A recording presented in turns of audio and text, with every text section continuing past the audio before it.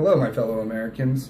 I come to you today with a report that has me flabbergasted. That report is on the ever-growing population of prisoners in America and the privatization of the system for private corporate gain.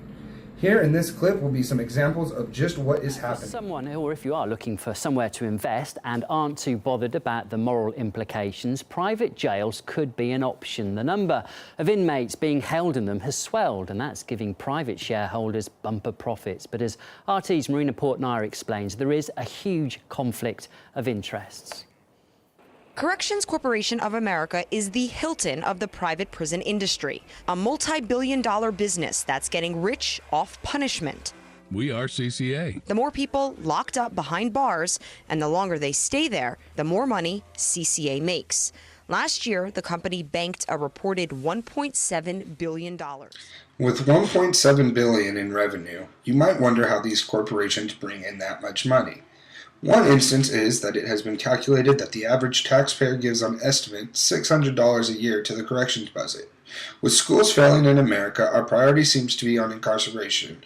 When interviewed by RT, Jesse Lava, director of the watchdog group Behind Bars, explains how these corporations lobby for laws that fill their prisons, which in return fills their wallets. Today I have a clip of that interview for you. Fully aware of the reality, which is that they need mass incarceration in order to stay in business. They need excessive sentences for nonviolent crime. So yes, they push for legislation that will ensure more and more people are in their facility. Lockup quotas basically say that if you're a private prison and you have a contract with the state or a local government, you have a guaranteed number of people in your facility.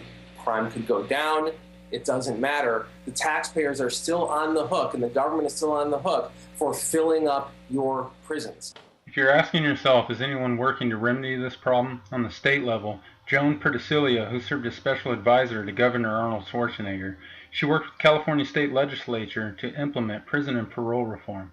She chaired Governor Schwarzenegger's rehabilitation strike team and was also co-chair of California's expert panel on offender programs. She continues to advise the California legislature on matters related to California's Public Safety Realignment Law of 2011, AB 109, the state's historic attempt to downsize prisons and enhance rehabilitation, following the Supreme Court decision Brown v. Plata. On the national level, we have Senator John Cornyn from Texas, who sponsored and introduced into Congress the Federal Prison Reform Act, December of last year. It was referred to the Judiciary Committee, and unfortunately, no other action has been taken. In a decade's time, these three leading private prison companies have spent $45 million lobbying to state and federal governments, not to mention the hundreds and thousands every year that is poured into election campaigns for governors, state legislatures, and judges. And a report from the National Institute on Money and State Politics revealed that between 2003 and 2011, the CCA hired 199 lobbyists in 32 states, and the GEO Group hired 39 lobbyists. What's the solution to this problem? One thing we can do is drop the recidivism rates. That is, the rate at which these criminals reoffend once they've been released from prison and then just end up right back in the system. We need services to rehabilitate these people properly, but how can we pay for them? Well, a director of social finance in London, Toby Eccles, has come up with an interesting idea that's called Invest in Society. It's a way that we can offer these services to the inmates without having to have taxpayers bear the burden of all the costs. I'm here today to talk about social change. New business model for social change, a new way of tackling the problem. In Britain, 63% of all men who come out of short sentences from prison reoffend again within a year. And we said to the Ministry of Justice, what's it worth to you if fewer of these guys reoffend? And if we can agree both a value and a way of measuring whether we've been successful at reducing that reoffending, then we can do something we think rather interesting. The idea is called the Social Impact Bond. Now, the Social Impact Bond is simply saying, if we can get government to agree that, we can create a contract where they only pay if it worked. To also help government find whether there's a better economic model, not just leaving these guys to come out of prison and waiting till they reoffend and putting them back in again, but actually working with them to move to a different path, to end up with fewer crimes and fewer victims. So we find some investors, and they pay for a set of services.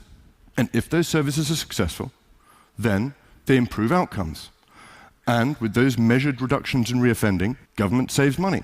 And with those savings, they can pay outcomes. And the investors not just get their money back, but they make a return. So where does this leave us? This leaves us with a way that people can invest in social change. We've met thousands, possibly millions of people want the opportunity to invest in social change. We've met champions all over the public sector keen to make these kinds of differences. With this kind of model, we can help bring them together.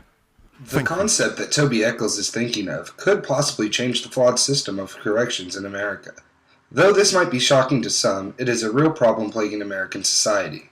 If we could come together and find a new solution to reducing recidivism and making a more productive society, maybe we can stomp out this fire before it becomes a blaze. To be American is to be free, but if we continue to allow these corporations to pass more laws that keep good people locked up, we will lose sight of that freedom that so many men have fought to protect. Thank you. I'm Justin Gentry. Stay classy, Golden West.